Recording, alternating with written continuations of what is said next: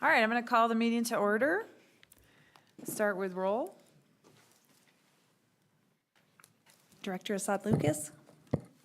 Here. Director Battistelli. Here. Director Goldstein. Here. Director Marsh-Holshin. Here. Director Potter. Here. I will entertain a motion to approve the agenda. So moved. Second. Director Assad Lucas. Aye.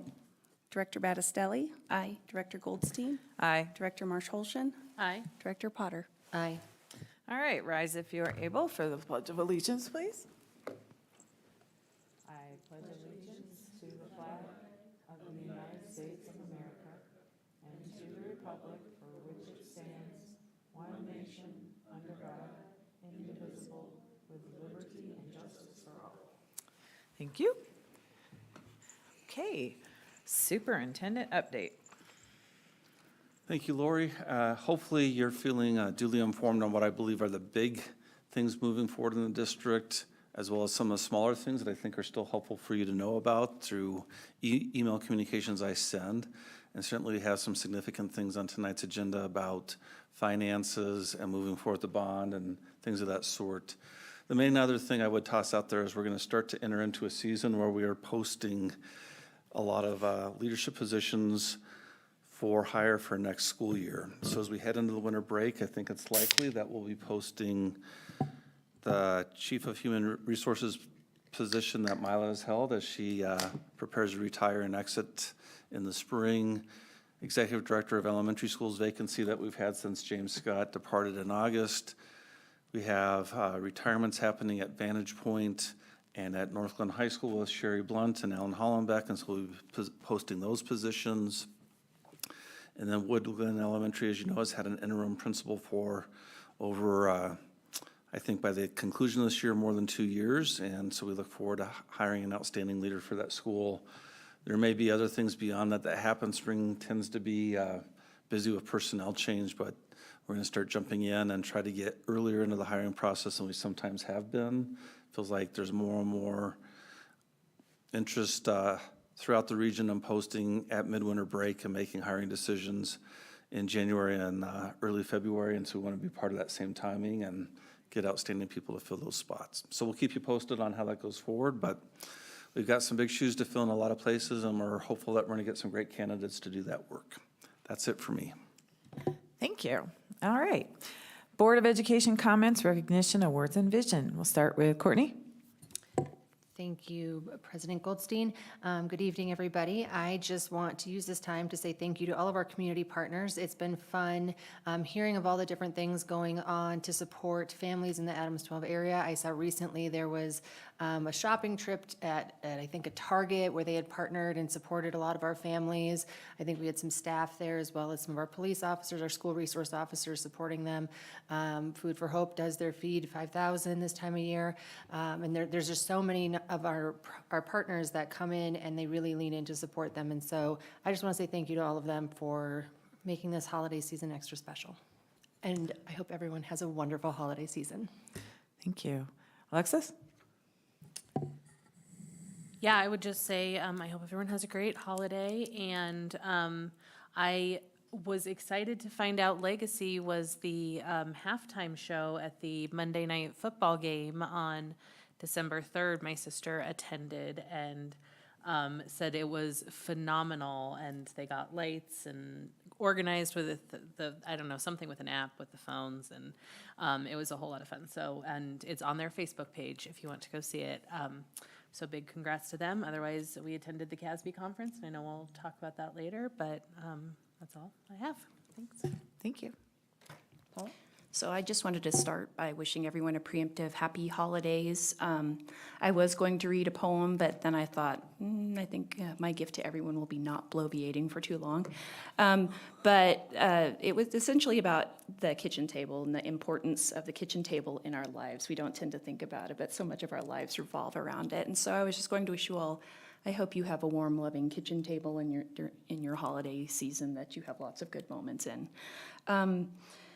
We will be talking about CASB later, I think, but just to touch on it, I think my theme was school accountability and just trying to figure out how that worked. So I attended a lot of things in that area. I also attended a problem-based learning panel at STEM Launch called Democracy Detectives, Uncovering Our Rights. Understanding rights is a very heavy subject, and these were third graders, but I think they showed bravery in really wanting to wrangle with it. I loved hearing their ideas on how to get people more involved in our community and the variety of different ways people might participate. I really appreciated their focus on responsibility, a citizen's responsibility to their community. They were still trying to wrap their heads around their own rights and what that means to have rights as a kid, but they were doing great work. The best part is always the best part of this job, or this work, is talking with the kids. It's my favorite part. We have another PBL this Friday at STEM Lab. This PBL is called Beyond the Ballot. It's with fifth graders, similar topic. I'm looking forward to it. And then yesterday, of course, we had our legislative dinner. So again, preemptive happy holidays, and I hope you have some good times. Thank you. Amira? Yes, so do you mind if I run in the back and grab that big check so I could show? I was going to brag really quick about the foundation and the big check that they shared yesterday. While she's doing that, we'll just talk about the foundation breakfast yesterday. It was really well attended. The partnership that we have with the foundation is very phenomenal, in my opinion, and just the changes over time that have occurred and the increase in the amount of resources and money that Shannon gets for all of us, for all our kids. Okay.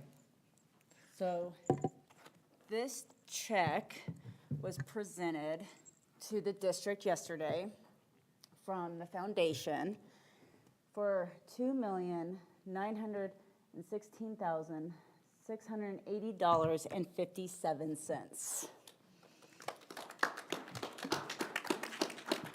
So this money is what the foundation has supported the district with in a variety of ways, through our CTE programming, which I think is a big chunk, but our resource closets, making sure that our students and our families' basic needs are met. And I've shared a lot about we cannot expect our kids to show growth and achievement if their basic needs are not being met. And the Five Star Foundation does such a fabulous job partnering the district to make sure that happens. And then other things that the foundation has done to support the district in almost $3 million worth of ways. And so we are so incredibly appreciative of them and all the work that they do and how they support our district. And we would not be as successful without them. So I really wanted to give a shout out to the foundation for everything they do and their leadership by Shannon Hancock and her amazing team, and just a phenomenal board that they have. I was able to go to Stellar Elementary, I think it was last week. Everything's kind of meshed together, time, it's like warped. But last week, and got to roam the halls and see this amazing activity that they did school-wide for the kids. So each student got to take home a character, like a printed out little person, and then they decorated it however they wanted that represented their culture, that represented them as a person, represented their family. And some of it was just beautiful and amazing. We were joking how we think the parents enjoyed this more than the kids in some of these, but it was just so beautifully done. The other really cool thing that Stellar did I wanted to highlight was the whole staff wrote I am poem, an I am poem. And so it was all displayed outside of all their doors or offices or whatever. And then they're going to make it into a book. So all of it will go into one book that all the staff can have. And when I was talking to Jen, the principal, she sharing how it was just such a beautiful thing because it just got the staff to know each other in a different way, but also that's like, oh my gosh, I didn't know that about that person. And that makes so much sense of why maybe that's, why they are how they are. And just really brought them closer together. And so it was just really cool to hear that and be and see that. And then I did a PBL at STEM Launch. Was that last week? Was that 2 weeks ago? When was that? Okay. It was right, okay. Yeah, so that was really fun. And again, how to be a good citizen, essentially. It was third graders, right, yeah. And they're just so amazing and had such great ideas.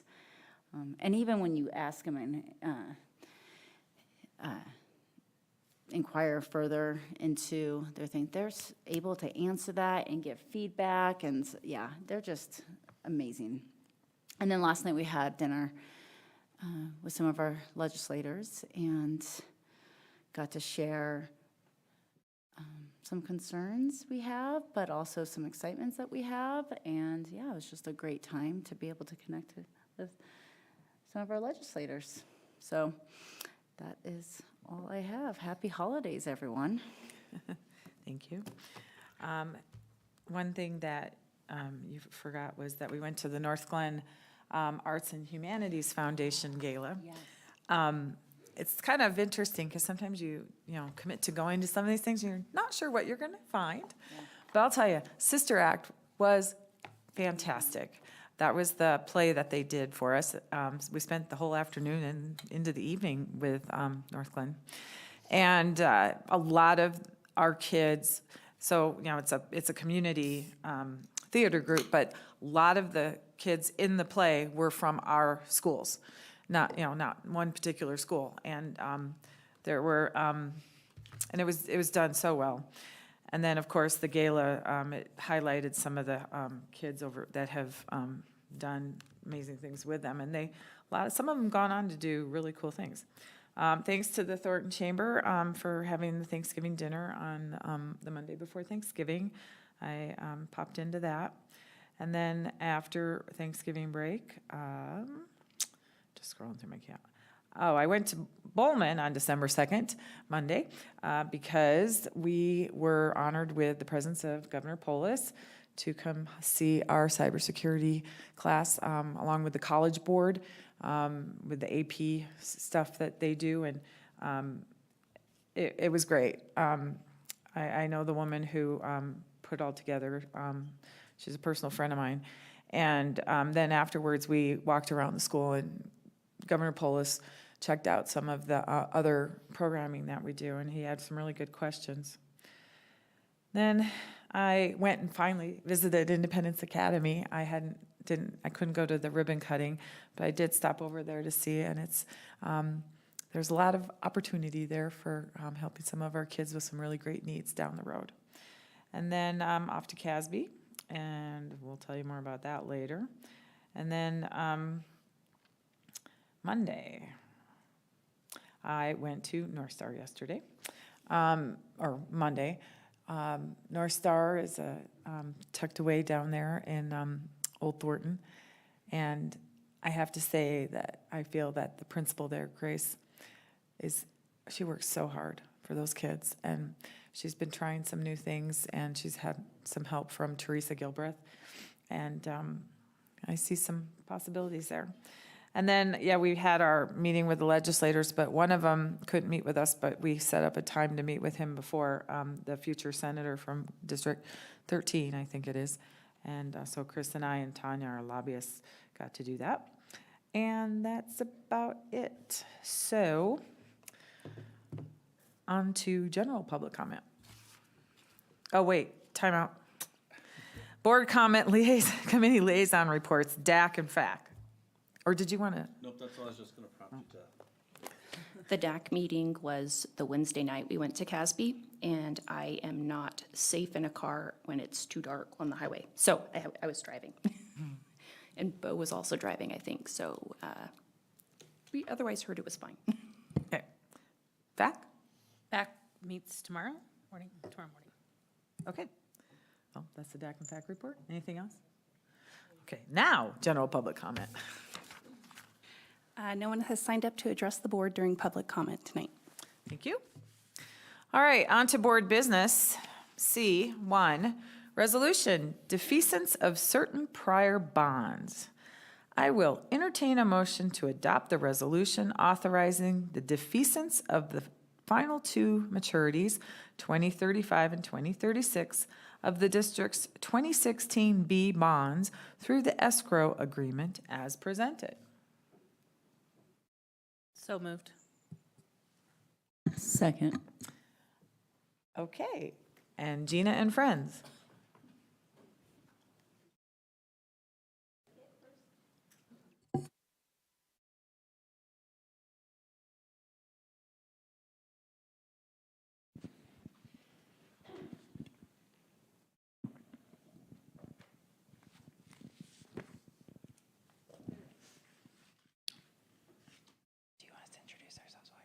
Okay, well, Gina's pulling this up. We will introduce ourselves. So I am Maddie Pradanovic with Hilltop Securities. I saw you all not too long ago. We serve as the district's municipal advisor. And I'm Maria Harwood. I'm with Butler Snow, the district's bond counsel.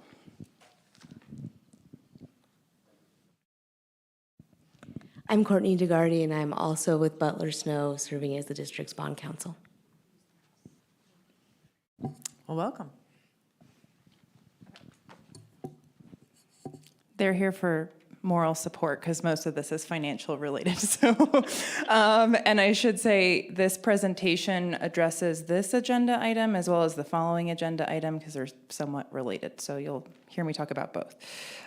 So the topics that I'm going to review this evening are a review of the district's outstanding general obligation bonds, a discussion of that 2014B defeasance that you just introduced, and then a summary of the 2024 election authorization. Congratulations, by the way.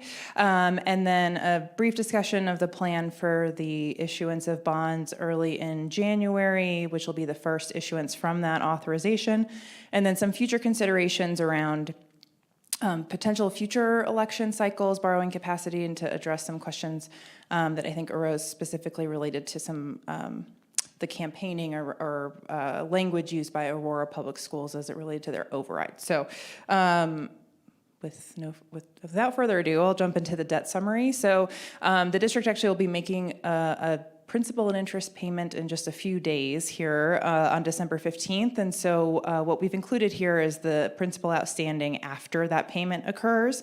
So you've got about $293 million of bonds outstanding after that payment. And then the bottom of the slide just shows the debt service by series there. So relatively level until the end. You'll see in 2035 and 36, we actually previously had those dark blue bars there. But you may recall, and for those of you that were here, we did the defeasance in spring of 2023 for those two maturities with funds available in the bond redemption fund, which is why you no longer see those there. And then at the top there, I'll just point out there are two election questions essentially currently outstanding for the district, one in 2004, and then the most recent in 2016.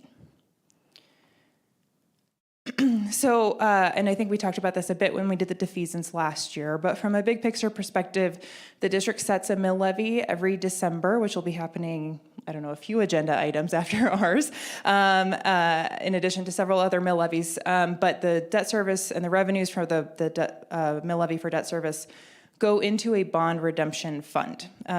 Those funds can only be used to pay debt service or to prepay debt. They cannot be used for any other operations of the district.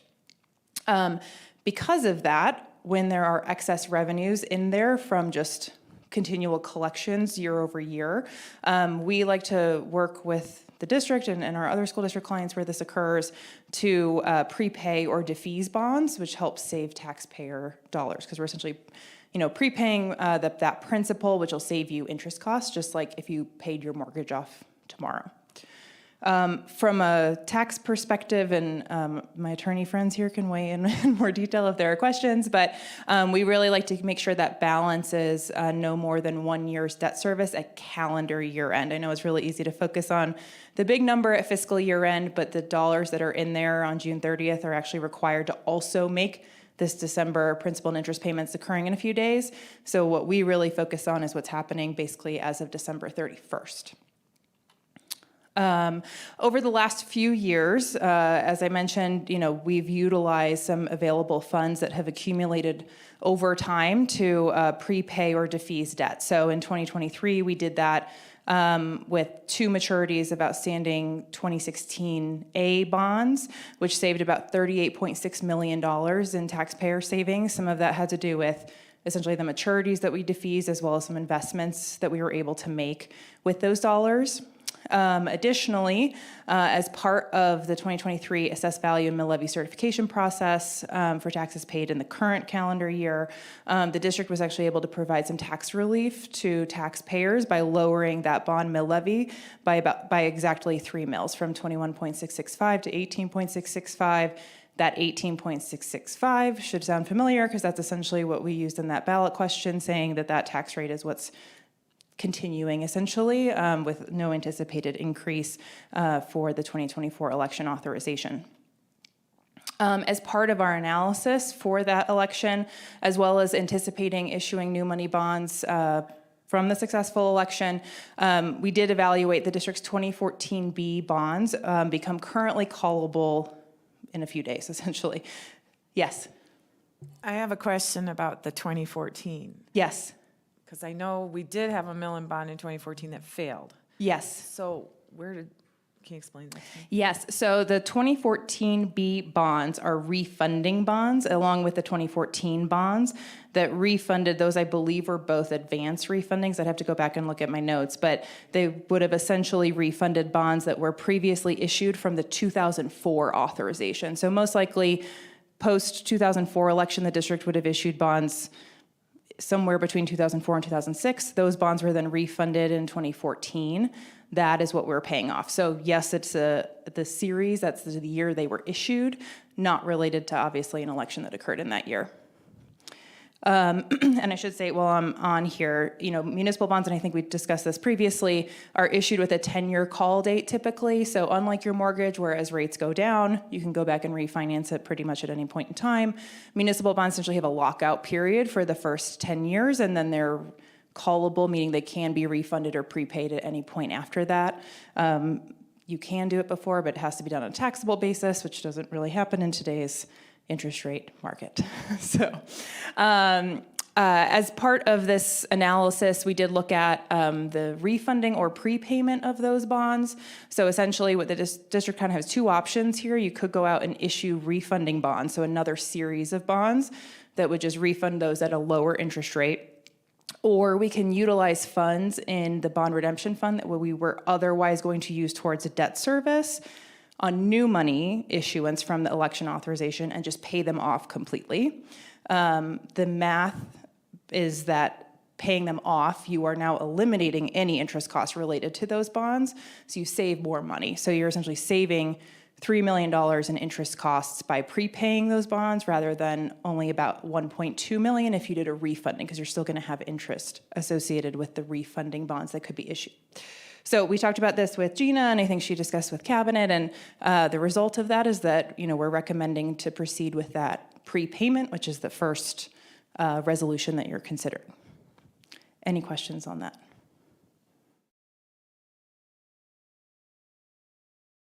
Okay, so moving to the election authorization. So as you all know, the district received authorization to issue $830 million of bonds. We have repayment parameters that we need to stay within, so that $70 million of maximum annual repayment costs and the $1.4 billion of total repayment. And as we discussed, earlier, the commitment is to keep that mill levy at 18.665 mills and still issue all of the debt. We are fairly conservative in our estimates, and part of that because the attorneys make us do that. So to be able to make that commitment, we actually utilize, we assumed there was going to be no assessed value growth in the district in perpetuity. Obviously, we know property values are going to change, but they don't like us to rely on that to be able to do that. And so we do feel feel very confident that we're able to do that and keep that mill levy constant. Here it says through 2029, and actually what would happen after that point is that mill levy could decrease if there's not further authorization received, essentially. And so there is some room, essentially, which I'll get into the last section here, of capacity for potential future authorization, as I know we just came off of an election cycle, but as you all are well aware, school districts are always kind of looking to what is the next cycle that you would potentially be considering as you're looking at capital needs throughout the district, because obviously the $830 million does not cover everything that is needed. And so with that, we are planning to issue 3 different series of bonds with this authorization, and a lot of that has to do with, again, legal requirements, where the lawyers are always so much fun. From an IRS perspective, the district has to certify that it has a reasonable expectation to spend 85% of bond proceeds within 3 years of issuance. And so particularly because of some of the projects that the district has, we're being a bit strategic about how much we're issuing and when and for which projects. And that a lot of that has to do with the Thornton High School project, just because of the timing of that and when that would actually start, and then how long it would take once it starts. So as of right now, we are planning on sizing the first issuance, which we're anticipating in early 2025, to generate a project fund of about $185 million. You'll see in that total that's 186, but that's because there's about $1 million of just issuance costs essentially related to that transaction. The thought process then is that that should give the district enough money to comfortably make it through early 2027, which is when we would come back and do the second tranche. That is a bit larger at about $360 million of project fund. I believe that's sort of the big start on the Thornton High School project, which would then also carry into the 2029 issuance, where we're essentially issuing the remaining par authorized at that point, which under current interest rate assumptions gets you close to that another $360 million essentially of total proceeds, for a total of about a little above $900 million for the total project. That is the current 2025 bonds are based on current interest rates as of early last week. The other 2 are current rates plus 50 basis points, so 0.5%. Just to be conservative, right? Obviously, if interest rates stay where they are today, that means more premium, so more funds for projects. If rates do go up, we then have that cushion so that we're comfortable kind of committing to what funding is actually available. Any questions there? So this is what our projected debt service looks like sitting here today. We are structuring another step down, or anticipating structuring another step down, potentially between 2030 and 31. So you'll see the bars are, sitting a little bit above $80 million there over the next 5 years or so, and then it drops down in 2031 to about 70 million, and then a little bit of a drop down then in 34, or between 34 and 35. That is essentially what was in place previously for the district as we were planning for the most recent election cycle.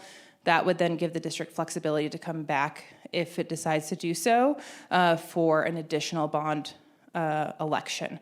I'll get into capacity for that in a little bit, but the other benefit of structuring the issuances over multiple years and multiple series is that we have a lot of opportunities to change this, right? So the red bars are what we're anticipating with the 2025 issuance, but the dark and light blue are all subject to change, right? That's what we think is going to happen sitting here today. But what I can tell you is, having done a lot of these, they never look like what you think they're going to when we start, right? And so if that's the case, as an example, if 2030 is too soon to continue to consider additional facility needs, we have the flexibility to kind of push that out a little bit. We don't have as much flexibility to kind of move it forward. 2030 is kind of the first shot, we would think, unless assessed value grows by a lot. But from a big picture perspective, we have a lot of bites at the apple, I guess is the way I'd put it here, to kind of change the structure as needed over the issuance of these bonds.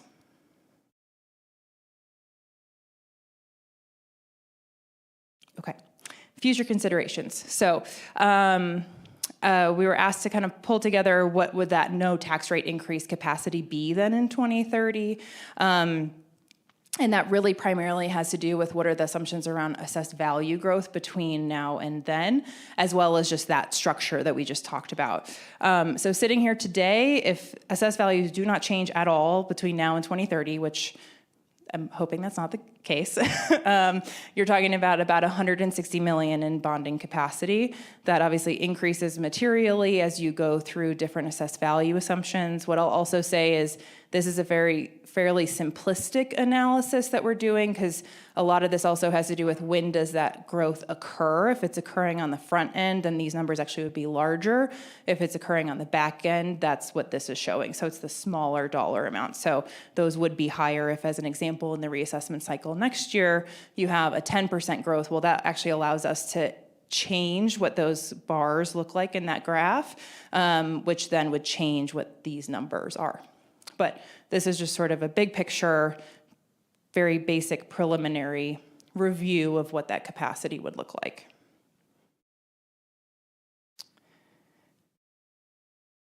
On that piece, I'll just share that my recollection is shortly after our successful 2016 bond election, we had some conversations with Maddie and crew, and we tried to project out 6 years down the road what kind of capacity we would have. And I think we were in like the $400 million range. Right. Obviously, we're a couple of years later getting to the issuance than what we were contemplating then. But to be at 830 versus some of the numbers we were talking about then. Correct. At 400, things can move in dramatically different ways. My gut is that property values are not going to increase as rapidly and significantly as they did during that stretch. Right. But just being a glass half full kind of guy, I'm hopeful that it's at least a 30% sooner rather than later starting on that, that we can be again around the mid-eights when we're looking at a 2030 measure. But time will tell. Yeah, and a lot of this obviously also is dependent on what happens at the state level in regards to property taxes, right? So we've benefited, or the district has benefited from the fact that even as assessment rates have gone down, which would otherwise actually decrease your assessed value, you've had enough property value growth to help maintain that growth. Obviously, if that changes at the state level, then all of this goes out the window, right? But sitting here today, yeah, Maria loves to talk about that. So sitting here today, this is sort of our best guess. And then finally, I just was asked to talk about how Aurora Public Schools kind of came up with their structure for their bond and override election. The bond was a bit different. The phrasing was a bit different than what you use. They're not actually saying like without an expected increase in the tax rate. They said without imposing any new tax, which is actually this is a legalistic difference between the two, but for all intents and purposes, it sort of means the same thing. And then they did a $30 million debt-free schools or capital construction technology and maintenance levy, which legally they were required to say that it's a tax increase because it is. But as it was communicated to voters, basically the messaging was that the overall district mill levy, the total mill levy, wasn't going to change. And there's a couple of reasons for that. Primarily, the tax base is very different, so they have another $1 billion of assessed value to work with. And their mill levies going into this election cycle, their bond mill levy, which essentially what we did is we reduced the bond, and I should say we both work with Aurora Public Schools, but we reduced the bond mill levy to then absorb the increase from that override.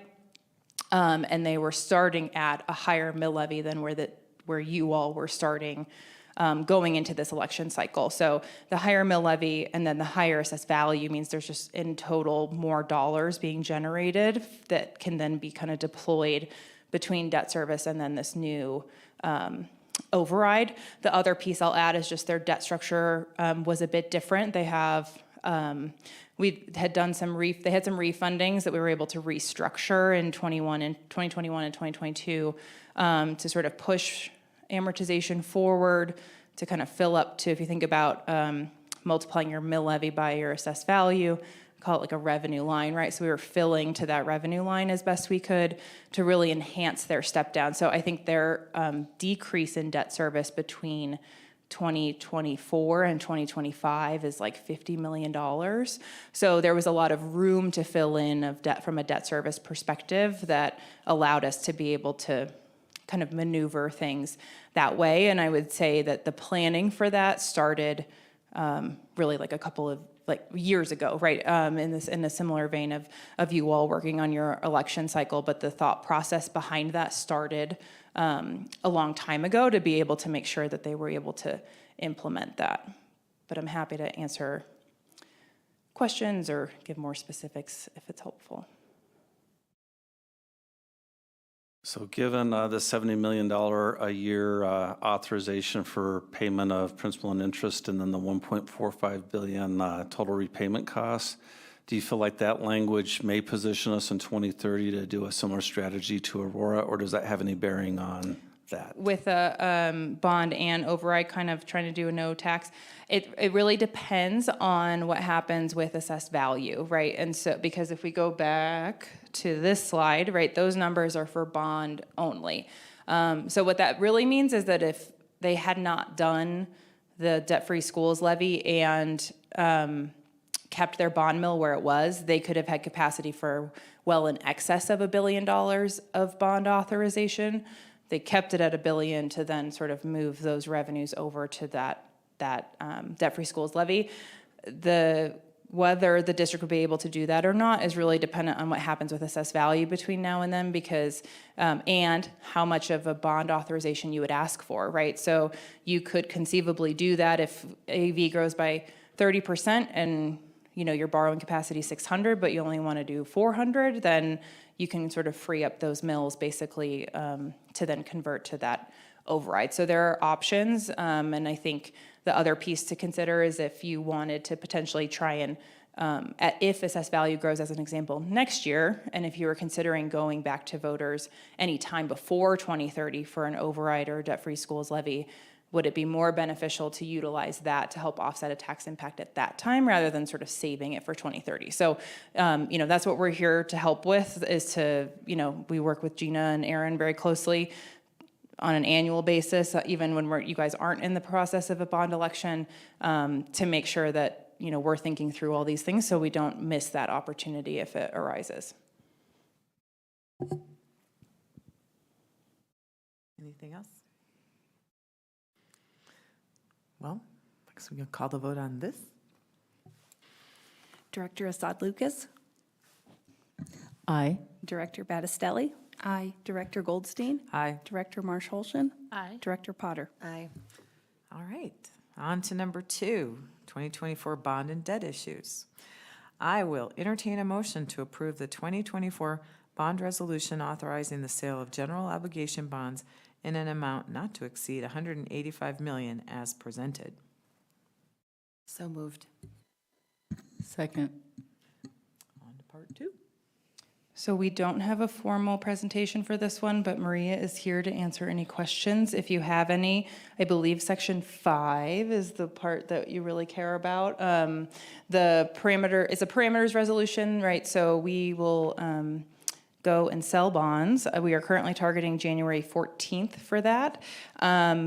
We are required, if you adopt the resolution, to stay within the parameters that are outlined in that resolution. And Maria can tell you there's a whole lot of other legal things that are very important that happen in that document, but section 5 is what we really focus on, and so that's where you'll see that restricted par amount of $185 million. The rest of them, candidly, are pretty generic because it's really you're constrained in this instance by what was in the ballot question, so that's why you'll see, the maximum annual total repayment parameters are constrained by what the voters approved. And then the rest of those are more mechanics of issuing the bond. So essentially refunding dollar amounts as well as premium or dollar price purchase. So we're essentially saying that you have to get at least all of what you are issuing. I don't know if there's anything you want to add. The parameters are put in place so that we don't have to come back to the board on the day that we sell the bonds. So these are definitely a fence around what the district can do. And what you're doing is authorizing Gina and Chris to approve the sale of the bonds within those parameters. They don't have to if something in the market goes haywire, but you're basically just saying, we trust you within the four corners of this fence. So that's really what is going on here. And it takes, the parameters take into account your goals as far as raising money goes. The rest of this resolution has a lot of legal process and also the process that people are going to need to follow to issue the bonds, to pay the bonds, all that kind of stuff. Really what you need to know is you're promising to levy taxes to pay them. That was a long resolution. Yeah. I can talk a little bit about the process for the rest, if that's helpful. So we're obviously here with you this evening. We have calls scheduled with the rating agencies tomorrow morning. So we've actually been working with Gina and Aaron on getting that presentation pulled together. So we'll speak with Moody's and Standard & Poor's tomorrow. And then we will have a call with the working group next Friday for a due diligence call, which is essentially a requirement of the underwriters. That's sort of a bring down to kind of give them a legal checkbox, essentially, that they're good with things. We are planning on posting the preliminary official statement, which is the disclosure document, on Monday, January 6th. So sort of once we're all back from potential holiday breaks, and then we will be scheduled to price that following Tuesday on January 14th and close a couple weeks later at the end of January. As Maria mentioned, this resolution does not obligate the district to actually go sell bonds. What we'll be doing over the next month basically is evaluating the market and determining if we think that's the right time to go and sell bonds. I will say the market was really strong last week. We worked on 2 large school district transactions that performed really well this week. As we're kind of heading into the holidays, things definitely slowed down a bit, and pricings the last 2 days were much more challenging. But our goal is to sort of come back that second full week of January once investors are kind of back, reevaluating their books, have cash to deploy. And as of sitting here today, I think Adams 12 will be the first district back in the market in January, certainly anyone of size. So that we're going to kind of ride that wave and make sure that we get some great results for you all. Thank you. Any questions? I was reminded by Kim while visiting at CASB that in 2016, Yes. we had students present from Mountain Range High School as part of the pricing and selling of bonds. And I don't know if we've reached out to anyone like Hillary Wimmer over at the High School of Business at Mountain Range, but it could be another really great learning opportunity for students to be in the room as that's all going down. We'd be happy to host again. Yeah, we can certainly do that. That The would be other nice thing in today's day and age, post-COVID, that was not really accessible to us in 2016 is all of this stuff is online, like that we essentially monitor an order platform on just a website. And we can, if students aren't able to leave for the day and do like a full trip, we could certainly Zoom or Teams into a class and kind of explain what is happening. So definitely happy to do that. Yeah, thanks for exploring it. If they can go there, unless your offices have changed, the views were amazing, number one. And number two, it was almost like being in the New York Stock Exchange where there's all these like screens and charts and TVs and monitors. And I think there's a big wow factor about being in the room. We definitely can do that again. Well, I'm going to volunteer Butler Snow's offices for that again.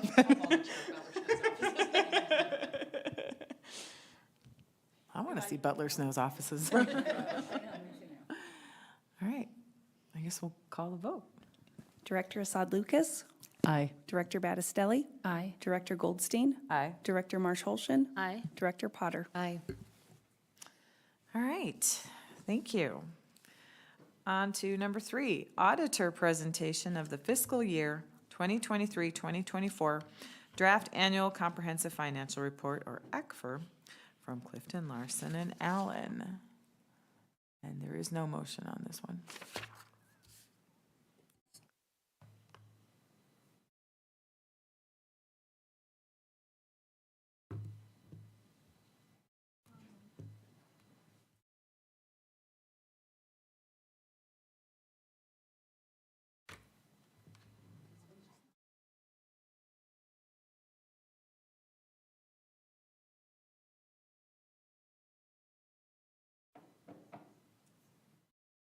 Thank you, board. Sorry, I'm height challenged. I'm going to need a step stool to, to see this a little bit better.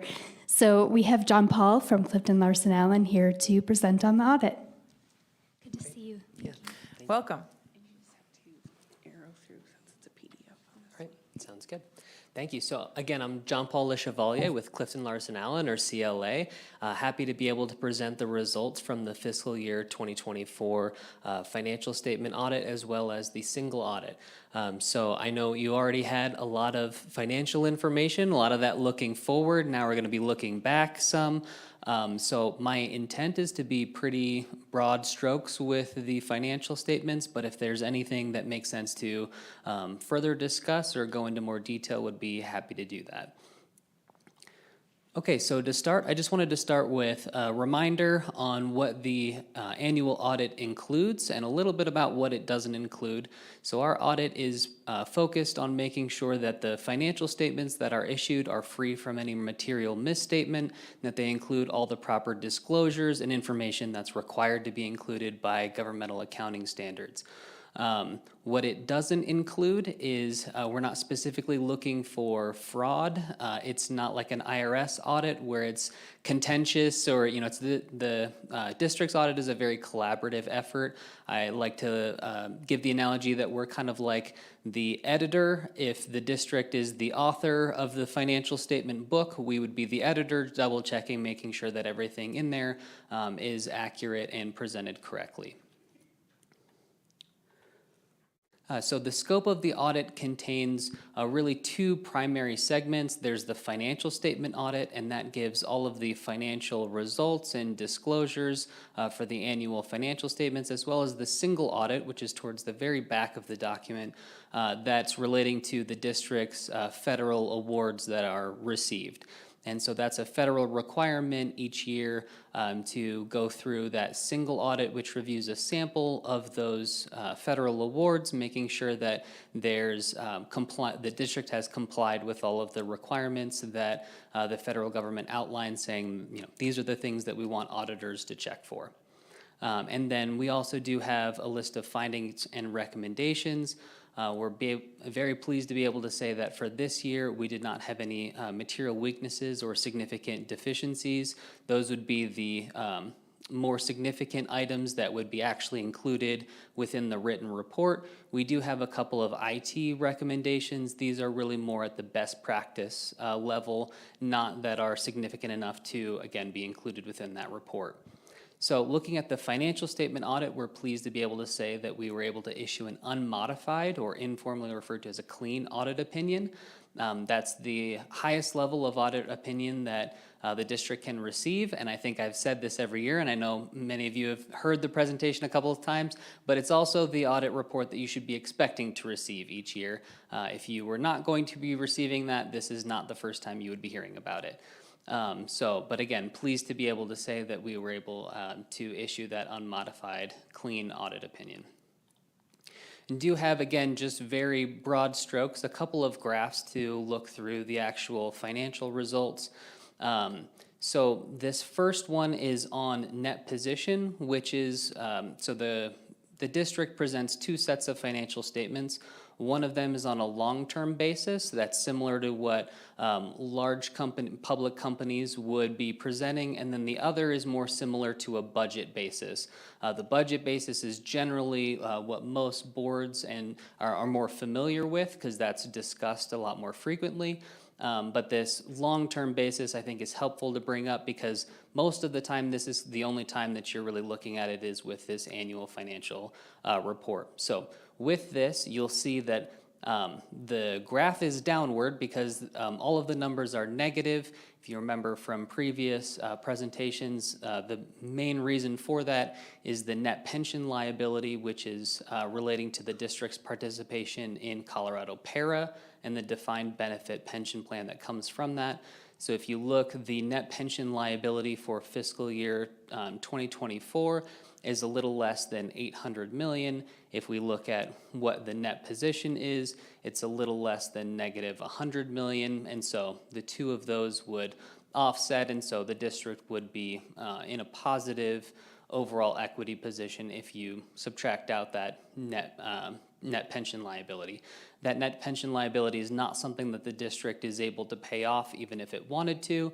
It's really more of an informational disclosure in the way that it's presented. It's something that is saying in the future, the district will either need to contribute more, para will either need to have much better returns on investments, or benefits will need to be adjusted in order to maintain its integrity into the future.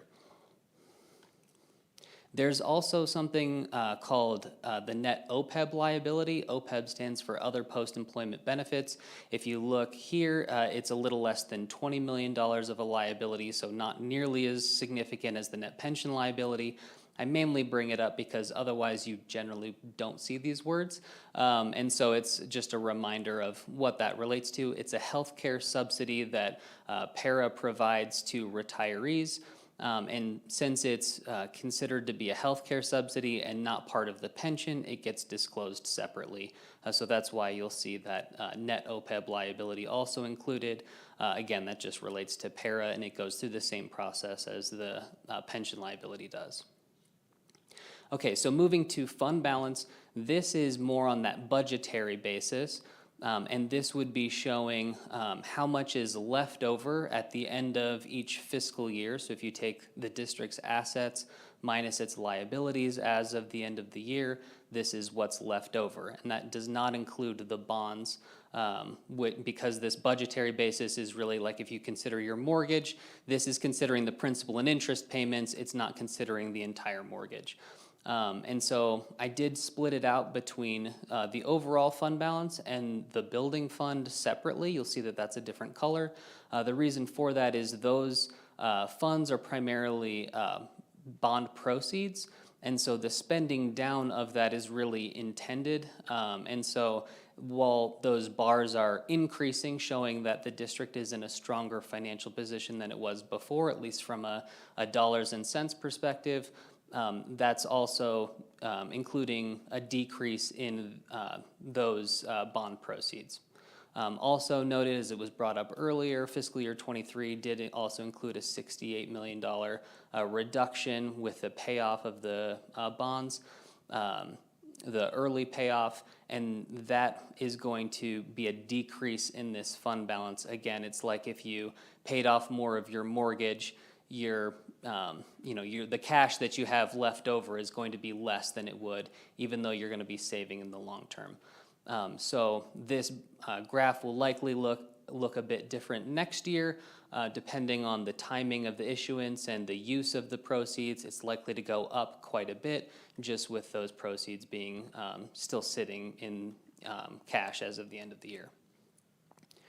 Any questions on, again, broad strokes with some of the overall financial results?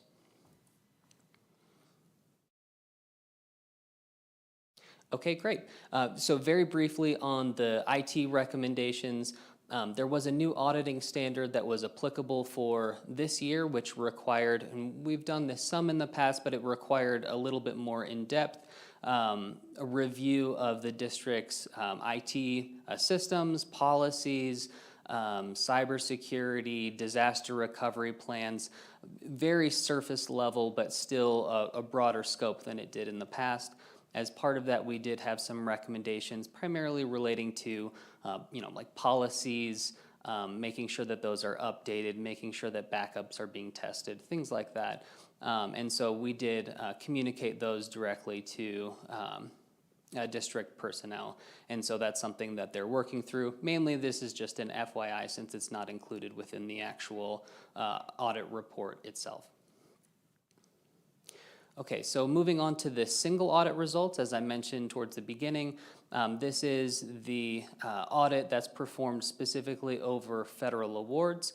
The district did receive in fiscal year 2024 a little bit less than $50 million in federal awards. As part of that, again, the federal government puts out guidance every year that says this is exactly how we want auditors to audit different federal programs. And so we did select two programs, the Special Education Cluster, or IDEA, as well as the Emergency Connectivity Fund, which was an additional program through the FCC, primarily used by the district for the purchase of Chromebooks. And so both of those totaled about $15 million of the total $48 million. We're pleased to be able to say we did not have any findings or issues that were found during that, so our sample basis testing didn't have any issues. Everything was as it needed to be in terms of compliance, as well as the district's internal controls, primarily review processes, sign-offs, approvals, things of that nature, were all in place for those programs.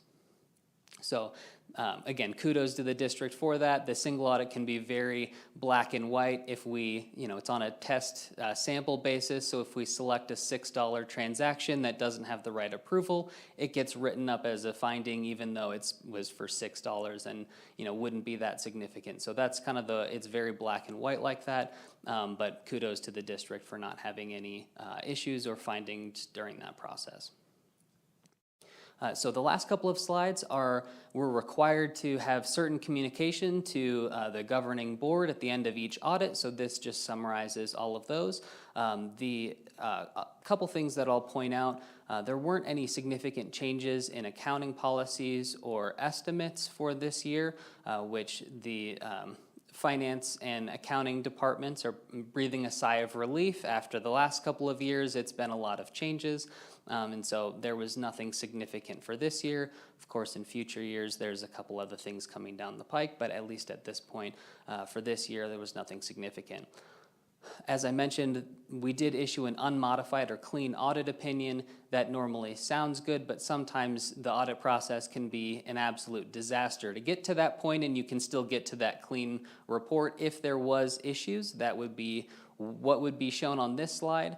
But I'm pleased to be able to say that in that uncorrected and corrected misstatement section, there were no adjustments that were posted during the audit. And so that's really, while the unmodified opinion is what you need to receive, this is really saying that the audit process actually went very smoothly. Everything that management gave us was as it should be. Everything was in order, and the audit process went very well. So again, kudos to Gina and Aaron and the rest of the team for all of their diligence in making sure everything was recorded well and everything was kept the way it should be. So nothing really else all that significant on this next slide. The district's financial statements do include the charter schools that are within the district. Obviously, those are governed separately with a separate management, but some of the key financial information is included in there, so you'll notice that those are included. The management representation letter is really a document that kind of, what I said about being the editor and the district the author, that's really the district saying we take responsibility for the financial statements, and auditors, you were the ones double checking this. So that's the other item that would be attached to this communication. So again, kudos to the district for a very clean audit. Very pleased with how things went, and appreciate their diligence in getting us everything that we needed to be able to complete the audit. So with that, any questions, comments, or discussion? Well, just a comment to echo what you said, to Aaron and Gina, that doing a fantastic job. Maybe we need to get slide 12 framed, I'm not sure. What do you think? Yes, thank you, Aaron and Gina. Yeah. Anything else? Thank you, John Paul. Great, thank you. Want to add anything? No? Okay.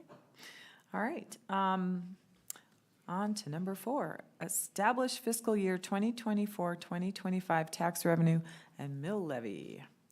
I will entertain a motion to adopt the 2023-2024 mill levy certification resolution as presented. So moved. Second. All right, Gina.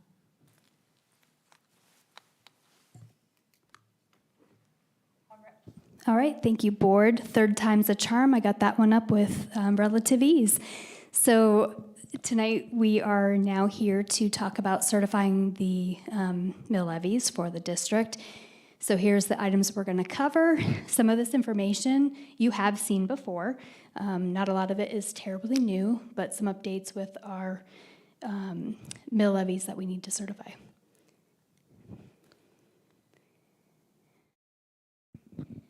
We like to include this slide to help you understand why we're doing this tonight. Basically, you have to. So the counties are required to get the final assessed evaluations to the district by December 10th. Thankfully, this year they were all really early. We got them the week of Thanksgiving, which might be a world record for both the counties.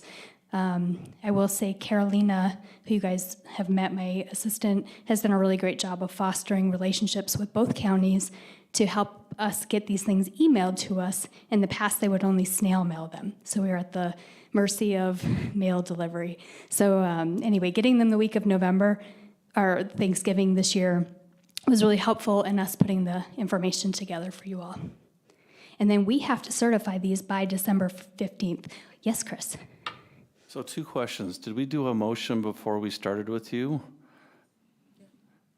And number 2, I worry, as I look at the language in the motion, it talks about to adopt the 23-24 mill levy certification resolution. The subject line says establish fiscal year 24-25 tax revenue and mill levy. So those 2-year references are not matching. I will entertain a motion to amend the motion. You. So moved. Is that adequate, Phil? Because of the importance of this one, I'd like to start over. Okay. I will entertain a motion to adopt the 2024-2025 mill levy certification resolution as presented. So moved. Second. Thanks for noticing that. You bet. Thank Back you. to Gina. All right, so you all are required to certify these mills by December 15th, which is really incredibly important, especially with the bond election, because we have to be able to pay our bonded debt back. So incredibly important. Here's an outline of critical dates that you all can look back to. The highlight right now, one of the things that you may have read is there's been some discussion about could counties look at collecting taxes over a longer period of time, and I think everything I've seen is it's been shot down and there will be 2 tax payments for homeowners. So I wanted to mention when I read that I was a little surprised. All right, here's an overview, high-level overview of what we're asking you to certify tonight. And so we always certify 27 mills, and that will generate about $111.2 million. That's our local share of the School Finance Act and is required. Then we have the overrides. As you well know, we have several overrides that are fixed dollars, and that totals $35.4 million. Our 2018 mill grows by inflation. For this year, that was 5.2% and will generate about $33.9 million. And then we have another line called the abatement mill. And so basically what that allows us to do is when taxpayers contest their tax bill, if they are awarded whatever they, my valuation was too high, well, we certified our mills based on that higher valuation, but our collection would be lower. So in the next year, we get to go back and change our mill based on these corrections that were, or adjustments, I wouldn't even say corrections, adjustments that were made in a prior year to keep the district as whole as possible. And then we have our mill levy, our bond mill redemption, and that is 18.665, and will generate about $76.9 million. And that's to pay back our bond. That's right. So that bond redemption mill, like Maddie had spoke earlier, cannot be used for any other purpose than paying our debt. And last year, we lowered it by 3 mills. That's right. Okay, so I think you guys have seen this picture before, but it's just a nice reminder about how we're funded as a school district and why that 27 mills that we are required to do is so important. So the first thing that happens is the calculation is made to determine what is our local share that we are contributing as a district to our state equalization. So that's a combination of the 27 mills we just talked about, and then a portion of the SOT, the ownership tax on vehicles. And so that is our preliminary funding mechanism, part of the School Finance Act. And then the total program is calculated, and then we take that number minus our local share, and that's what the state backfills us for our total funding. And I went through all of those pieces in 2 slides like that, fast. So I think it's a really good picture of how it's being formulated, because as we've talked about, especially in years when those AVs are going up so much, that 27 mills, it doesn't matter what it generates, our funding from the state equalization, the School Finance Act, does not change. Has nothing to do with our 27 mills that we collect. It's just offset by that. Okay, and so you all have been very much a part of the mill levy override planning, how the district uses those funds. And so here is just a list of all of the things we do with the roughly, I'm going from memory, $66-ish million. We're doing all of these things. Something that we started talking about last year that we wanted to highlight was understanding the difference between a fixed mill and a fixed dollar mill levy override. So what we're seeing here between those two different bars is what the value of the mill was when we passed and how the value of that money has changed with inflation. So you can see that big gap. With those fixed dollar mills, what 4.5 million could buy us in 1992 is very different than what it can buy us today. So I think it's really helpful to see, while we're still providing the things we said we would provide, the cost to do that is much higher. We're really lucky that the 2018 mill does grow by inflation, because it helps offset a small fraction, but it does help offset some of that change in the value of money.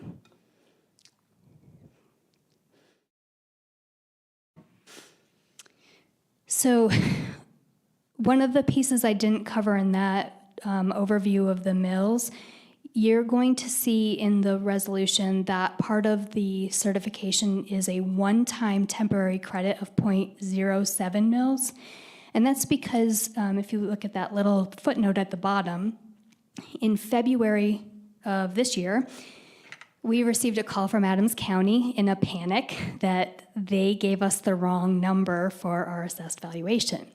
And as you can see, it was off by quite a bit. When we did the math and the calculation, we were really grateful to see that it was only a 0.07 impact to our number of mills. But that's the primary reason for the changes in the values for Adams County. We also did see some reductions in assessed valuation for oil and gas, which was completely expected. Luckily, that is a small portion of our total assessed valuation, but it is part of why we are seeing the assessed valuation from last year to this year change the way it has. And then here is a comparison of last year's certification to this year. And so you can see that our total revenue is going down by $3.9 million for these mills. The bulk of it, that in this case is a good example of why the state formula works really well, is if the state didn't backfill, we could be down $3.4 million. So instead, the state is going to have to increase the proportion, the amount they share with us. So really good example of this would be a year we are looking at losing $3.4 million. We are not, because it's one bucket of money. And then our mill levy override, as we talked about, will grow a little bit with the inflationary increase. So not a little bit, 1.7. And then you see some small rounding pieces for the fixed dollar mills. That's because we have to choose a number of decimals to go out, and we can't levy that much more. So we have to make sure we keep it within that range so that we're as close to that fixed dollar amount. Aaron and I went back and forth about, should we force these numbers to match? But this is the reality of the math. And then our bond, we lowered the rate, and then with the lowered assessed valuation, so between the lowered rate and the lowered assessed valuation, well, we lowered the rate last year, but we're still going to collect a little bit less for the bond. I have a question. So we have the mill levy overrides that are fixed dollars, and then we have the one that is adjust for inflation. What would it look like, or is it possible to make the fixed dollar ones, or what could we do to make them all adjust for inflation? I would expect we would need to go to the voters and ask for them to approve making that change, but I'm not a lawyer, so. Sounds right to me. I mean, we can double check with Kim and others to verify, but I think that's true. Yeah, the piece we would not be able to do is we wouldn't be able to say with no tax increase, because as you can see, the 2018 mills, we do increase them. Right. So, but I think that would be possible. I also think it raises to some degree, would you do that independently? Would you do it at the same time as another mill levy override ask?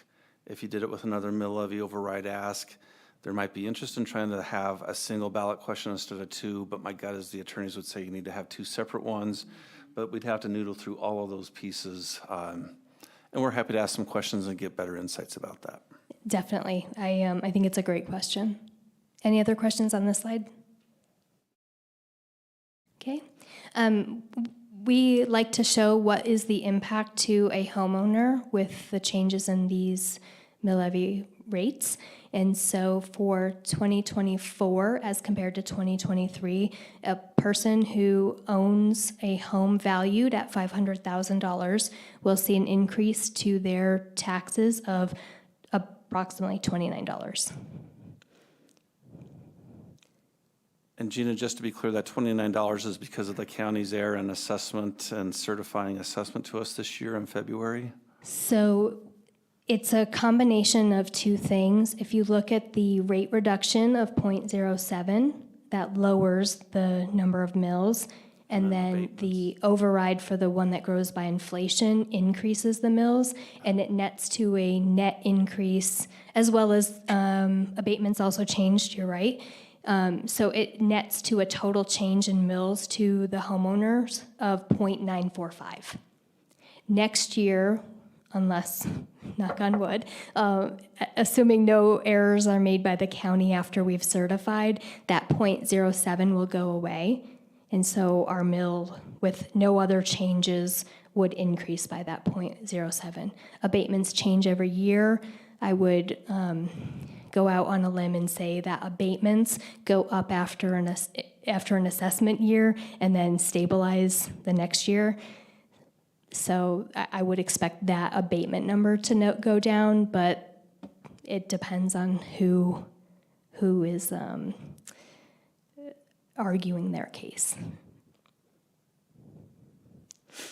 And then here is a comparison. This is really related to the top line is the changes in net assessed valuation and what that percentage change was. So you can see we went down 3.4% compared to going up 25.2% last year.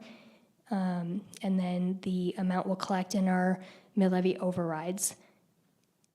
So the inflation piece was 5.2% that I already mentioned, and our percent change is actually only 1.6% for the total revenue. The line that is the 76.9 million, that should say bond in front of it. I apologize. I knew what I meant, but did not put that in writing for you. So this is the comparison of the bond. As you know, we lowered the rate, and so with lowering the rate and the change in assessed valuation, our collection for 2024 will be 3.4% less than last year, which what had grown 7.8% even with that lowered rate, but because of that really high increase in assessed valuation. And then we are giving you a little, Maddie talked a bit about the bond fund balance, and so here is how that fund balance has changed over those years. And so you can see in 2022, the year we did that first prepayment of debt, we lowered the bond fund balance, and we will expect to do the same thing with the resolution that you just passed. So you'll see that next year in that 2024 column, or 2025 column. This is a slide I think you guys are very familiar with, and so this is showing that comparison of our assessed valuations compared to the metro districts, and you can see that significant gap.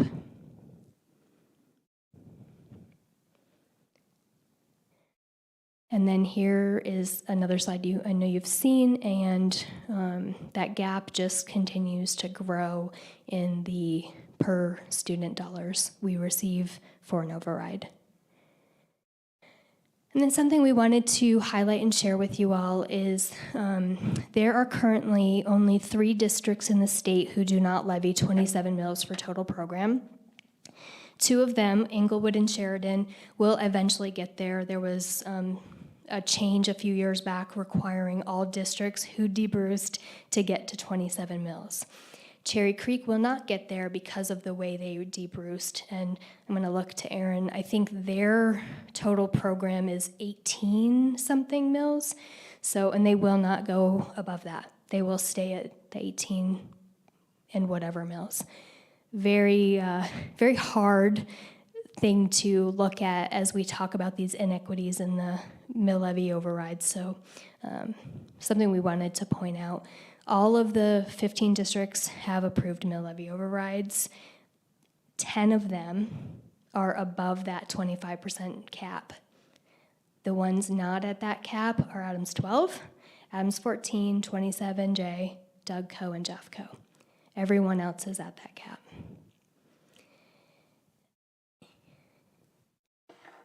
And then there's a summary of the special mills that Chris has talked about, what districts have them. So just wanted to share that information because it, as Chris shared last night, the inequities continue to grow with these measures. So that's the end of the presentation. Any questions? Questions?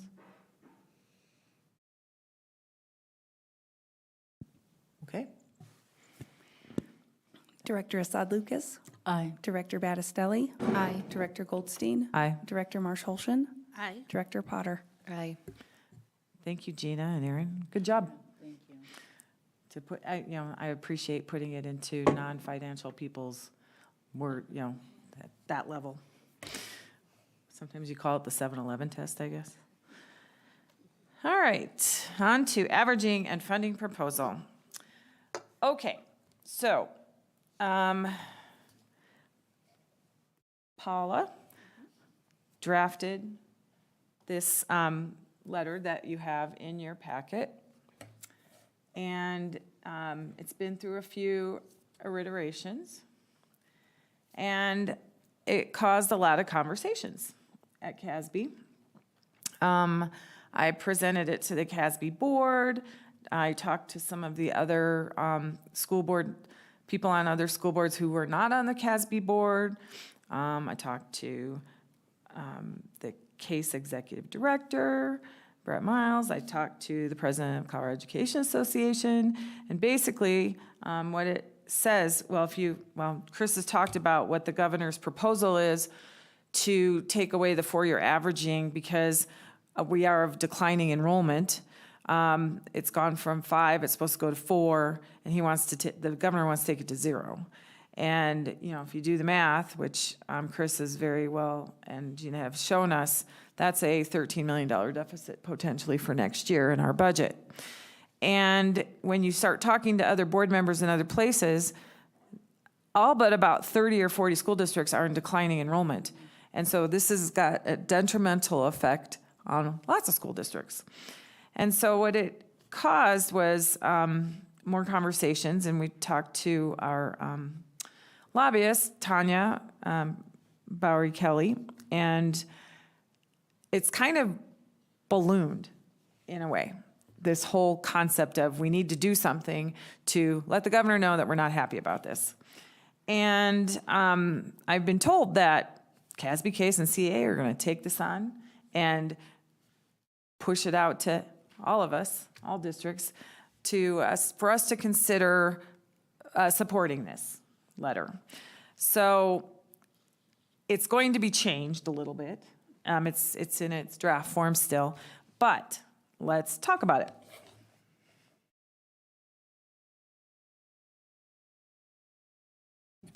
I think it's great, and thank you, Paula, for pulling it together. I thought it was very thoughtful, it was well-written, and I think it does a fantastic job of getting all of our concerns out there, and it's exciting to know that not only did you put this all together, but you brought a lot of really positive recognition to Adams 12 with your hard work on that, so thank you and great job. Yeah, thank you, and thank you, Lori, for shopping it around CASB. I think, Representative Byrd said it really well last night, in that it's just not possible to go from 4 years, 3 years to 0 years, and that's not realistic, and they can spin it however they want, but, we said we were fully funding schools last year, and we need to hold that promise, so I appreciate it. Yeah, well, and I think one thing that I really appreciated, also I think it was Representative Byrd, but that because we promised to fully, Colorado promised to fully fund public schools and get rid of the BS factor, this is just a backdoor method to bringing that back without calling it the BS factor. And it would, I think Chris shared last night, when that originally was on the table, everyone thought it was going to be a 2, maybe 3 year period because it was during the recession, saving money, and 15 years later, they finally got rid of it. And we lost, what was that, $500 million over that time frame, just in Adams 12 alone. And so next year would be 13 million. What would the year after that, and the year after that, and the year, and so that's significant when wanting to support kids and do what's best for kids, so. From my standpoint, I'm just happy that we're having this conversation and that people are willing to move forward with this, like Case and CASB, and I think I'm in CEA, thank you. And as I told Lori, I have a PhD in English, which means that a lot of people have ripped my words apart and bled all over my work with red pens. So I'm perfectly fine with them kind of picking it up, taking it, doing what they want with it, as long as it achieves the same outcome, right? Which is addressing this backdoor BS factor. Well, and I appreciate too that it doesn't put Adams 12 under a microscope as much as it could. The other districts are potentially, although, standing with us for the same thing. What I do know is that probably once this gets going, it's going to be on a very quick timeline because the legislative session starts in January. What I would wonder or inquire of you all is not knowing exactly what that letter is going to say, but knowing what the concept's going to be. Is it something you would be willing to make a motion and vote on, that once it comes out, we can each sign on as individuals, and we can also sign on as a complete school district? And I just want to emphasize, I think it's really important that as boards, we try to present a unified front, because it just shows that we all recognize the negative impact that this is having, and there's safety in numbers.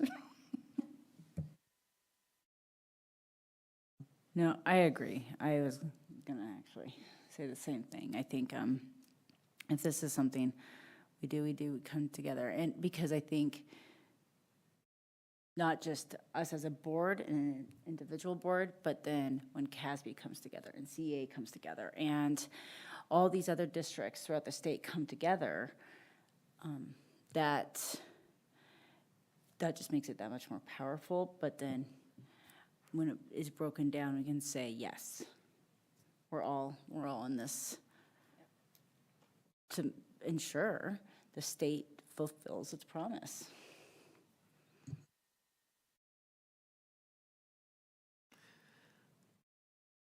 Well, then, I think we would have to have somebody make a motion to support this letter once it comes out.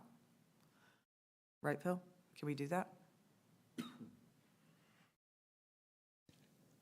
Well, you're potentially approving or endorsing a draft letter. So I guess I would want to say that you approve the concept of this letter and authorize the superintendent to approve a finalized version. Yeah, I think that kind of motion works fine. It feels similar to me to the parameters resolution you did earlier tonight about you can issue debt so long as it falls within these guardrails. And if you want to adopt a motion saying we authorize the superintendent to authorize the inclusion of Adams 12 five-star schools on a letter to the governor concerning proposed elimination of the four-year averaging mechanism, provided that the final letter is substantially similar in tone and content to what's been presented tonight. That's a long motion, but good thing you've got an attorney now who's a lot less wordy than the old guy used to be. Can I make the motion that Chris just stated? You can, if Stephanie has that. It's recorded. I think that's accurate. It is a tad long, but I think it's. Procedurally, what do we do if we're making that motion as a board, so Chris is doing it as our board, then how do we do it as individuals?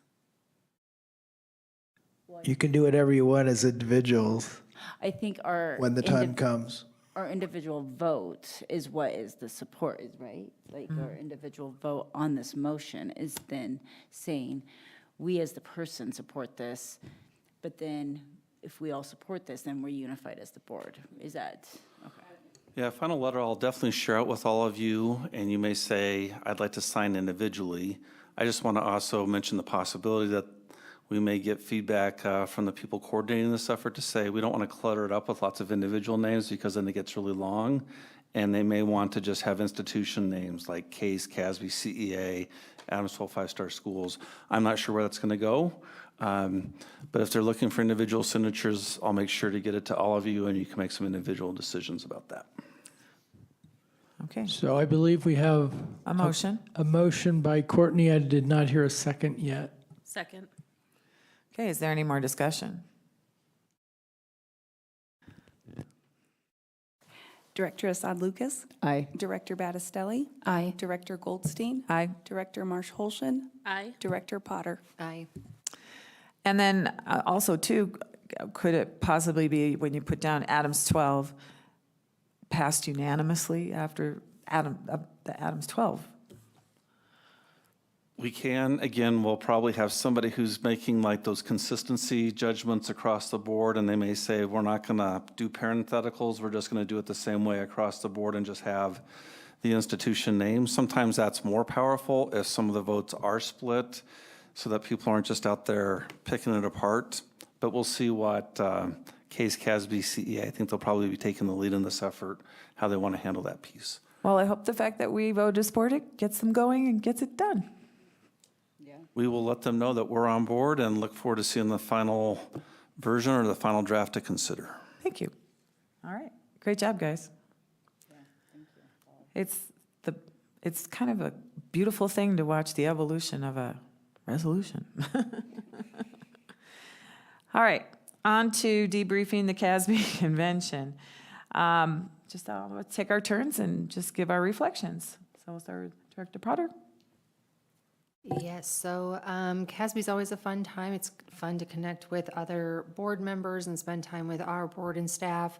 This year I went to several interesting topics or breakout sessions, and I feel incredibly grateful to and honored to serve on a board that is not facing some of the struggles as a lot of our other districts are facing. I think one in particular that I was thinking of is I went to a student panel about gifted and talented education, and some of the struggles that these students were talking about were pretty immense, and we don't face a lot of those same obstacles here because we do support that community pretty well. And so I'm just grateful that we have the resources available to us. And while we talk about a lot of the financial obstacles and hurdles that we're going to have to overcome, at the end of the day, we still provide our students with a lot more than some of the districts in our state are able to. And so I'm very grateful for that. And I think it was a really interesting year. It was a little different. We had a lot of our friends staying off-site, which I think was a first that I was able to kind of connect or see that. And so we had like a good amount at the Broadmoor, but we also had a good amount at Cheyenne Mountain. And so there was a little bit more disconnect, but it was very peaceful. It was a lot easier to kind of get from class to class and not feel overwhelmed. The keynote speakers were fantastic. I think one of my favorites was talking about being kind and caring and the things that you do and showing empathy and compassion. And I think that's something that we can all strive to be better at in areas of our lives and remember to always treat each other with kindness. And so overall, I thought it was a very good, productive use of time. And this past CASB is likely my last CASB. And so it was just a special year, and I was very grateful to be able to go the last 4. Thank you. Thank you. Alexis? Yeah, I would echo a lot of the same. It's such a great time to be down with other school board members, and I think I talked to more staff from other districts this year than I had in the past, and that was really interesting as well. I know most of you are sick of it because I talked about it for days, but my most favorite one was the AI session, and I do think maybe a PBL could be in order for solving this because, they know more than us. My son at 5 knows more about technology than I do, or his grandparents do. So it was really, really interesting to try to find the line between technology being helpful and technology spreading fake and dishonest information, and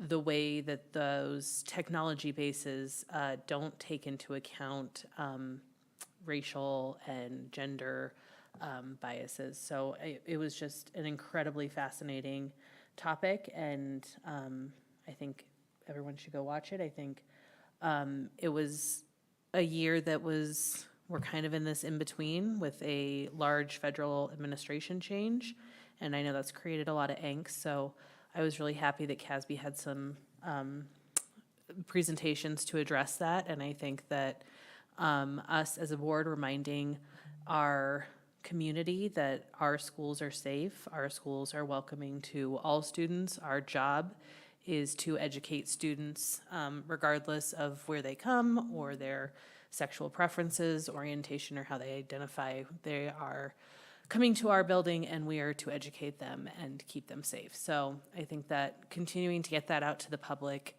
is absolutely our responsibility as a board. So, So when I attended CASB, my favorite speaker was actually the design thinking speaker. And it wasn't just because we got to see all the cool speed skating moves and things like that, but design thinking is sort of a part of one of my MAs, so it was nice to hear about it, and it was great to get a free book out of it. By and large, what I attended was the CDE, the Colorado Department of Education, was offering a series of presentations, panels on school accountability, as I mentioned before, but particularly in relation to your role as a member of the Board of Education, like what to do with that sort of information, how school accountability works in the first place. And I also attended a school turnaround presentation too. Luckily, we are not in that space with any of our schools yet. I think to me and then also we didn't talk about the real highlight, which is getting to have breakfast with our Vantage Point high school students. That's my favorite part. We always have this super thin kid who comes in and eats an amazing amount of food and makes the rest of us feel really bad because I gain weight looking at a piece of toast. But yeah, so we had wonderful conversations with them. One of them writes poetry, which is fun to hear about. And the other one likes to read women's dystopian fiction, which is also fun. So that's always the highlight. But I think it's also really important to attend CASB because we get to meet so many other board members from so many other districts. And as a district like Adams 12, where we do have our funding debacles, struggles, et cetera, it's great for us to also meet rural school district members to hear what they're experiencing and learn from them. It helps us make sure that equity is at the center of any conversations we have around school funding, that it also includes our rural partners.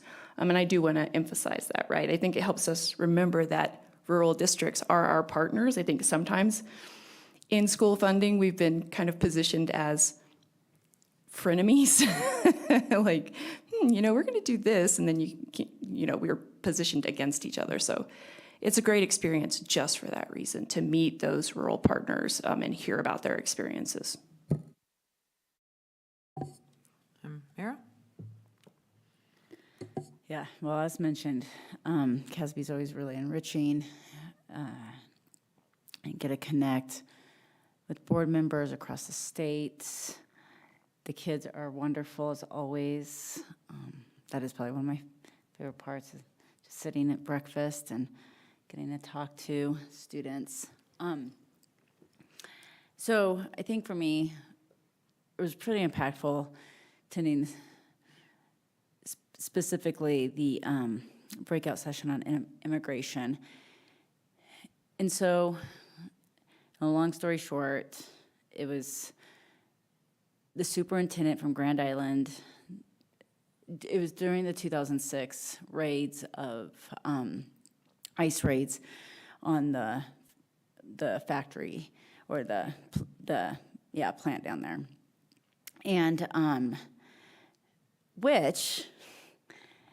so I'm from Nebraska, as everyone knows. My dad is an immigrant, and that was the area where he lived in. So that plant actually was one of the places he worked 30 years before that, in the 70s, when he immigrated to the States for school. And so, fast forward to 2006, and it was completely it was catastrophic for the community. It completely disrupted the community. It scarred the community. It was awful. 1,400 kids were impacted, directly impacted. One of the things that I was talking about this morning at one of my kids' schools, so kids go to Thornton Elementary, I was there for like a coffee conversation thing, and one of the things I brought up is, these are kids that were directly impacted, but what about the secondary victims of kids that lost their friends? And my kids are in that position, and so anyway, I think that was just really moving to here and brought things to the forefront that we need to probably be having some conversations and talking about how to help our students and our families feel as secure as possible. I mean, and it's probably not as secure as we would like, but at least give them some level of security that they might not have. So that was really impactful for me. The other breakout session that I have some really strong feelings about professionally was cell phones and cell phone ban.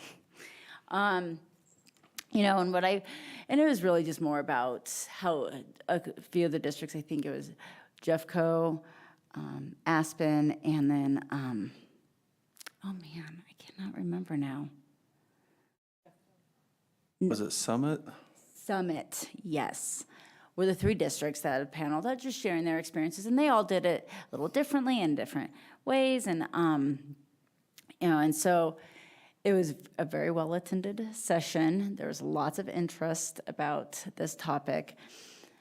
One of the things that it really wasn't so much related to the band, but one of the things as a therapist that I've seen that's been impacted is in its interpersonal skills, and that did get brought up. I think there's just a brief conversation about it in the session, but it made me start thinking about how, if you go to restaurants, how many times do you see? And I get it.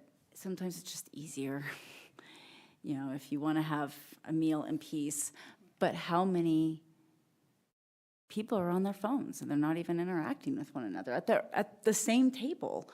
And so that was actually, they did talk a lot about like kids being much more interactive and those interpersonal skills and engaging more and playing games with each other in the comments and stuff like that. But even just on a broader scale, it's transferring that back into them carrying those skills, hopefully, outside of schools. And, that was one of the things they said, that they don't have any control outside of schools. But hoping to build that so kids want that more for themselves. But those interpersonal skills, and that's really where we're seeing a lot of the social emotional impacts, I believe. Again, this is just my professional opinion. But is that our kids just don't have those skills. They don't have those soft skills of how to make friends, how to build friendships, how to interact, because they have this thing in their face, and then there's the false dopamine, and I could go on and on about it. But anyway, I really like that session. It was a great topic, and so yeah, that is what my CASB experience was. Thank you. I went to a session on how to have a relationship, the superintendent-board president relationship. Bo and I sat in the back and made faces at Chris, but no, Chris did an awesome job. Chris and Matt Cook, and it really wasn't really about us necessarily. It was just in general, this is how you do it, because Chris has had a lot of board presidents over the 15 years he's had to work with, and we're all different personalities. The one thing that was a little different this year that we did purposely was you ate your breakfast in the same place that the vendors were. So you were kind of forced to walk through the vendors. But I like going to the vendors because they're neat. And it was interesting because as soon as there were people who saw me who recognized me from being from Adams 12. And then they had, there was like 5 or 6 people from different places that were all hovering around me, talking to me, because we have one of the greatest and most important bond projects coming forward, and that's Thornton High School. And, from people with furniture to architects to engineers and even curriculum. So one of the ladies from one of the furniture places, she says, "I've got this book for you." And she gave me this book, and it's a children's book called "What Would You Do with a Chance?" And if you're interested, come to LRPAC next week and you'll hear it. But it's true. It's like we just have this wonderful opportunity to build this awesome new school in an area of our district that could so use it. We always talk about how in the last couple of bonds, we've built things farther north. But here we are finally building something in the south end of our district that's the lowest socioeconomically, and we're going to have this amazing, beautiful building. And on top of it, all of them praise Margie and Tim, Margie Ammon and Tim Dozel, up one side and down the other. They are very well respected and very, I can't wait to tell them that. So they're not here tonight. So that was really cool. And then I also went to the immigration one. And also, I think there was an overwhelming concern among a lot of my colleagues in other school districts about the impending change in the administration and what that's going to do to the Department of Education. That is a big concern.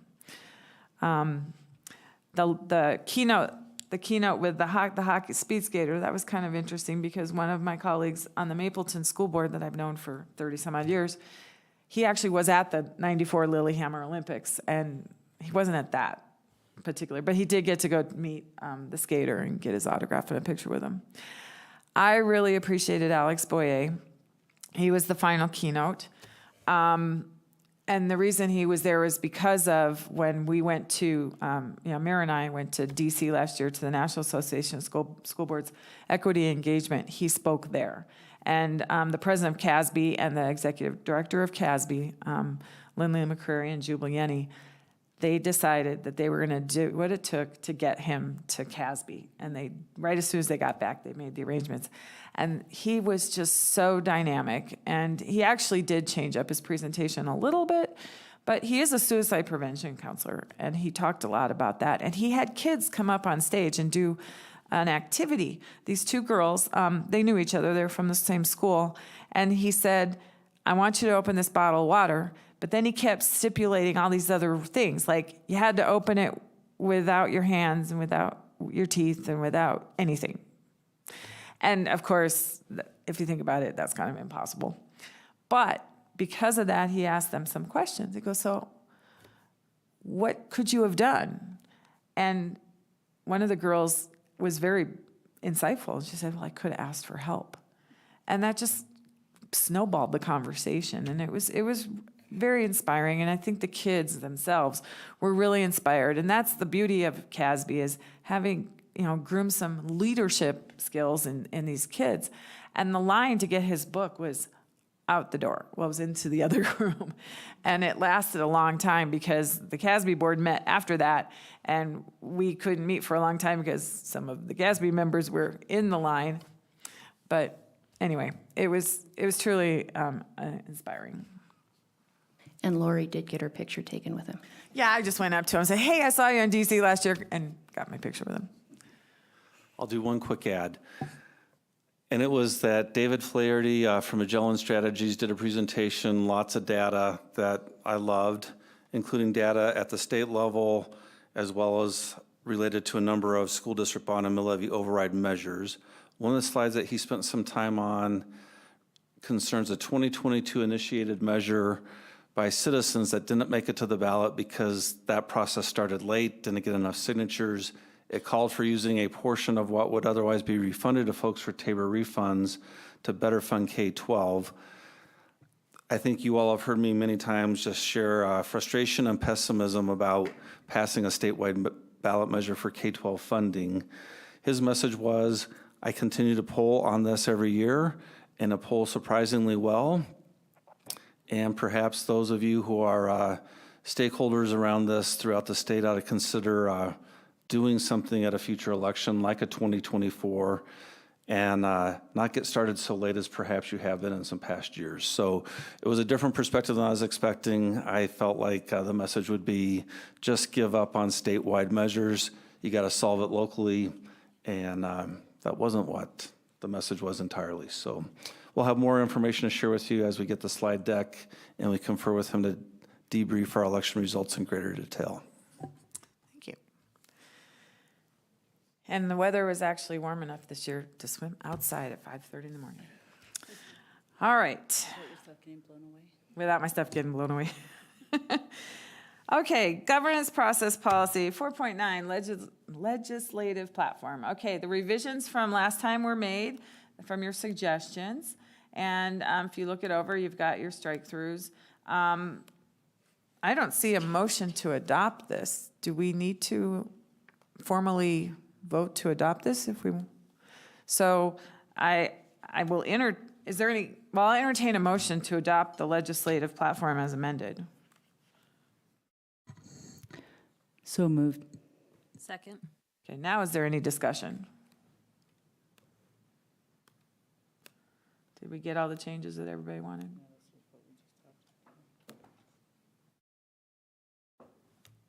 Okay. Director Assad Lucas. Aye. Director Battistelli. Aye. Director Goldstein. Aye. Director Marsh Holshin. Aye. Director Potter. No. Okay. On to review of board bylaws. Phil, would you like to lead this? Sure. We are doing our annual review of the bylaws because the bylaws say we're going to review the bylaws every December or so. I don't have any proposed changes to the bylaws this year, but I'll listen to any suggestions from the board. We took a pretty deep dive into revising the bylaws in 2023, and I think they're working pretty well. Comments? I guess it's just what's the process? Like if we do see something that could be an item for consideration, how do we go about doing that? You can go ahead and email Stephanie your suggestion, and then she can bring it back to the next meeting and hand it out to us ahead of time so that we can think about it. Yes, we can talk about revising the board bylaws at any time. It's not limited to once a year or to December. So as things come up, let Stephanie, Lori, me, Chris know, and we'll kick it around, and you guys can talk about it as much as needed. Do you have any now that you'd like to bring up, Paula? No, I'm just, I would like to look at it with that focused eye. Although there are some typos. No, I'm kidding. I'm just giving Phil a hard time. Okay, well, on to number 9, minutes. I will entertain a motion to approve the minutes of the work-study session of November 20th, 2024, and the special Board of Education meeting of December 10th, 2024, as presented. So moved. Second. Discussion? That was fast. You got that out from last night. The special ones are pretty easy. Director Assad Lucas. Aye. Director Battistelli. Aye. Director Goldstein. Aye. Director Marsh Holshin. Aye. Director Potter. Aye. Okay, on to monitoring report. Direct inspection monitoring, operating limitations policy 2.7, communication and support to the board. I will entertain a motion to acknowledge the board has conducted a direct inspection monitoring of board policy 2.7, communication and support to the board as of December 11th, 2024 for the period June 8th, 2024 through December 11th, 2024, and finds the superintendent has complied with policy statements. So moved. Second. All right, so I will say that we are very well kept informed of what's going on, in my opinion. I would agree. And, oh, geez. I mean, not only are we kept informed, but I think when we have concerns or questions, they are addressed pretty immediately and thoroughly. So very much appreciate that. So I guess, we're just going down the line, right? As the person who probably does too much outreach asking questions, I have nothing but appreciation for your willingness to over-inform me, which is where I prefer to be, right? So yeah, I have no issues with the communication. Yep, I would agree. I think, again, being down at CASB was a good reminder that some districts don't work well or have growth to do, and I think we're really lucky. And I appreciate you entertaining our suggestions as well as you do, not being somebody from this industry that you listen to our ideas and staff as well, and I appreciate that. Speaking of CASB, I heard some superintendent horror stories that I pretty much, I was just really shocked. And to learn of some of the salary levels that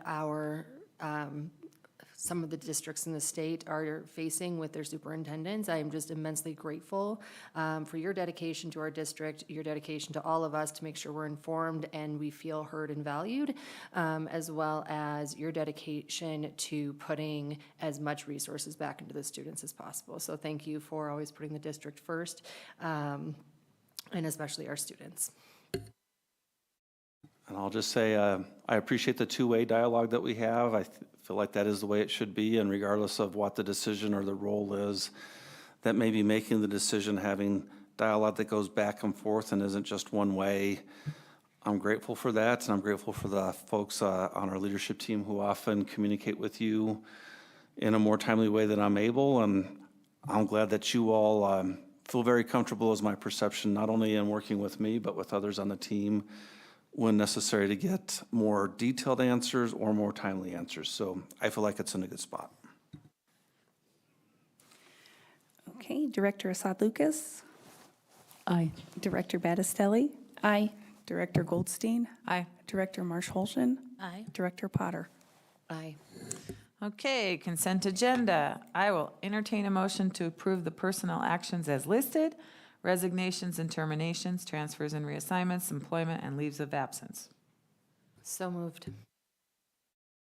Second. Any discussion? Okay, Director Assad Lucas, Aye. Director Battistelli, Aye. Director Goldstein, Aye. Director Marsh-Holschen, Aye. Director Potter. Aye. Okay, and we thought this was going to go on and on tonight. Future agenda items. We have a vacation coming up, so our next board meeting will not be until January 15th. And you can see the items, well, I can see the items listed. We do have some of the big ones coming up. New America Schools Charter Renewal will be a presentation. There'll be some instructional materials, proclamation. We have to decide on the amended budget for the 24-25 school year, and a monitoring report on asset protection. And we'll already start talking about fiscal year 2026. So, anything else? I want to say to everybody that I hope you and your families have a nice holiday season, however you choose to celebrate.